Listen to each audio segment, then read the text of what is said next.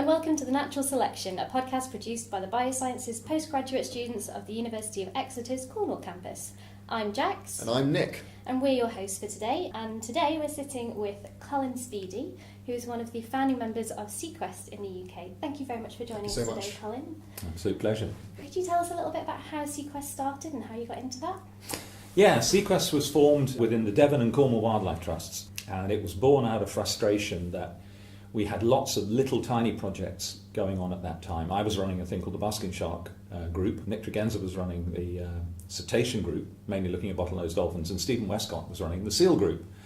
And we were all very much encouraged by a wonderful woman called Stella Turk.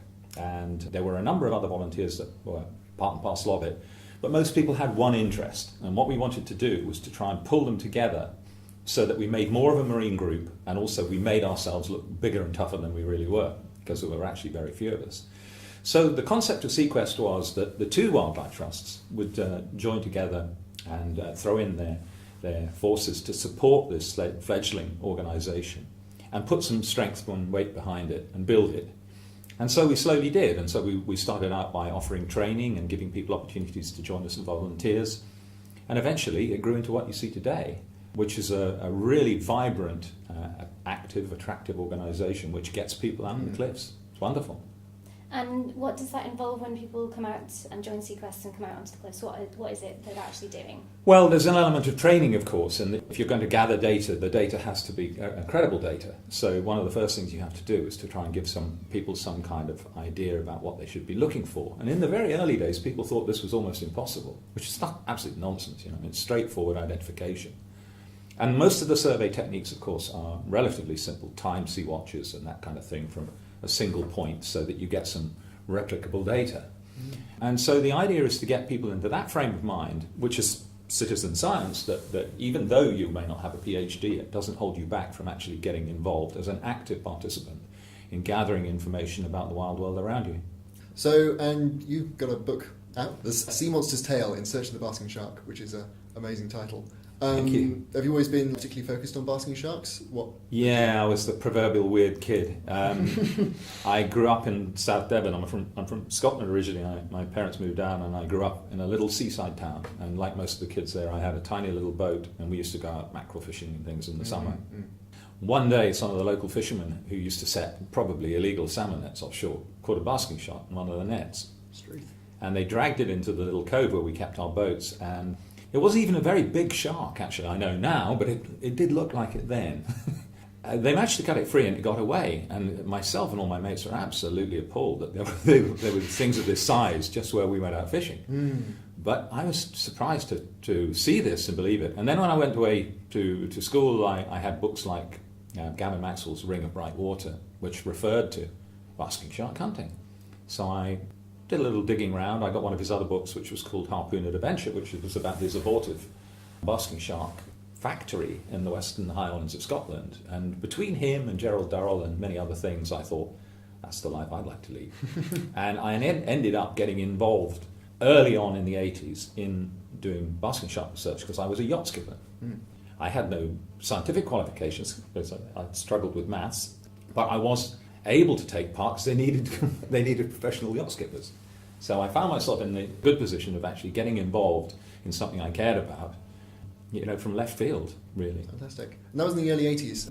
So now, have you seen any massive changes since then in basking shark conservation?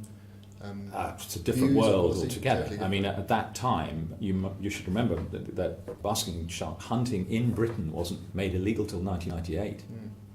In 1994, sharks were still being hunted in Scotland and actively in Scotland during the 80s. So you were dealing with something, and most people didn't know anything about basking sharks. Even science didn't know anything about basking sharks. The number of papers that existed on basking sharks, were probably less than a dozen of any worth. So you were looking at a completely different world, and our first job was actually to make the public aware that this was what we had. And so it was all about building up a profile of this giant creature that existed in our waters that most people simply weren't aware was there. Yeah. Was it known back then that it's the second largest fish in the world? Yeah, where I was. Yeah. Exactly. Although at that time, remember too, that even Megachasma hadn't been found, the megamouth. So, time moves on and science moves on. But the simple fact was that we were killing these animals, and had been for centuries killing these animals, and more recently, since World War II, at a completely unsustainable rate. And nobody seemed to know about this or care or think that maybe we should stop and pause to think about whether this was a brilliant idea or not. And so those of us who were in this strange little sphere of odd people who cared about the basking shark had a massive task to even begin the process of getting people interested. And that's where we started. And how did you get people interested in that? Oh, the usual kind of things. We didn't have social media or ways that you can distribute information very fast in these days. But for example, as a writer, I had always been a writer, and I wrote for magazines, and so I started trying to slip basking shark articles in, or articles about something else that had a basking shark in them, strangely enough. And people like the great Bob Earl and Sarah Fowler at the Marine Conservation Society they were really raising the profile. There were some great people getting involved. Somehow, I was swept along with that wave.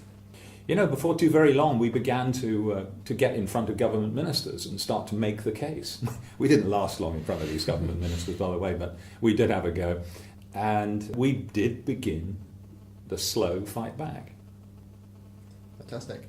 And so is this book based on the history of shark conservation and the state of it today? It's all about basking sharks. It takes you on from the first mention in historical records in the 1700s in Norway right up to today, to the work that you people may yet be involved with the wonderful project running here at Exeter, which has been the Scottish tagging programme, which is probably the biggest and brightest and most successful basking shark tagging programme that there's been. So that brings it right up to today. But it goes through the days of the final days when we were trying to get the shark protected. Internationally, nationally, regionally, at every level. And it's now one of the most protected sharks in the world. And do you see that in the future? Do you think that trend will increase? Yes, I suspect so. And also, too, one of the other things that the basking shark did was it acted with the whale shark at the time, was to try and knock a hole in the wall that was resisting fish even getting onto CITES. The idea was that if you couldn't push through something like this, how are you going to get away with it for tunas and fish that were of high conservation value but economically very expensive? So, the basking shark has been a cheerleader for a lot of other species. Obviously, it's easier to argue the case for a big charismatic species like that than a dogfish. And I've actually probably more respect for the people that try and preserve the dogfish, because that's almost an unwinnable one. But nonetheless, having been part of that, it's been a tremendous journey. And you have been working with the basking sharks for years. You gave a talk last night, which some of us were lucky enough to attend, which was fantastic. But you said, having worked with them for so long, obviously you probably have a pretty good knowledge of them. Are there still gaps in that knowledge? Are there still things we don't know about them? Yeah, absolutely. In my book, I actually refer to that in the last chapter. A great friend of mine, Kelvin Bood, who was an old colleague of mine at the Shark Trust and going back before that, once said to me, in the era when shark tagging was becoming really exciting, satellite tagging was telling us so much that we had never any way of finding out before. And he said, I think it's fantastic, but I do hope there are still some mysteries. But he needn't have worried. There are plenty of things that we're still learning. Why, for example, would a basking shark tagged in the Isle of Man make a journey all the way across the Newfoundland? Does it do it for a reason? How does it find its way there? How does it find its way back? Another question. We think that there is a steady recovery taking place. And as I said last night, if you stop killing these creatures at an unsustainable rate, then of course a recovery should take place if there's sufficient resource left for it to recover from. So, what are the implications then for some of these areas where we're looking at, I know people here in Exeter are looking at, for example, where used to be historical sites of basking sharks existed but no longer exist. Will those sites come back? Is it the case that the ground is still there for them to go back and start to reoccupy? And finally, here's a real flyer for you. Where are the pregnant females?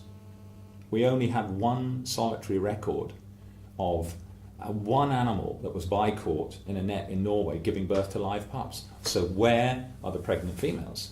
When the hunters were killing the sharks in Scotland, for example, the average kill rate was 18 females to one male. This is not unusual altogether in sharks. You do get these segregations. Where are the pregnant females, and where do they give birth?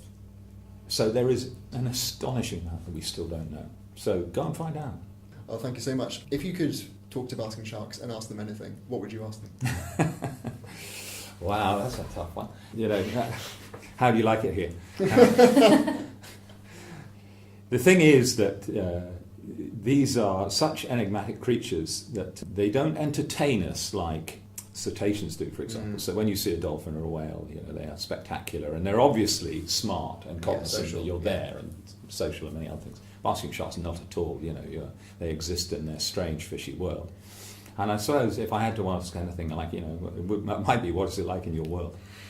Because I think there's more and more interest today in looking at what animals really think. I read a very good book by Colin Speedie recently, and I saw another one reviewed in the paper yesterday, looking at this, the world behind the mask. What animals, societies do.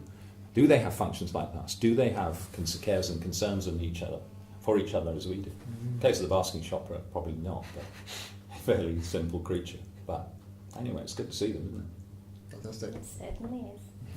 Well, thank you so much for joining us today.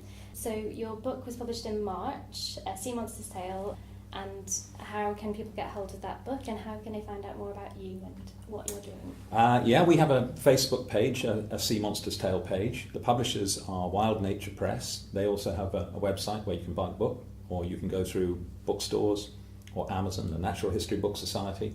Many portals to buy the book. I try and keep people up to date with what I think is interesting on what's happening in the world of basking sharks, including research, on my Sea Monster's Tale page. So if you want to have a look at that, that'll help to guide you on where you should go. But it's great to see, above all, the interest that exists now at this level. And if you think of the kind of budgets that have been spent on conserving this fantastic creature, none of us at the outset had any idea that it would ever work out to be as good as this. So it's a great thing to be part of. Thank you very much, Colin.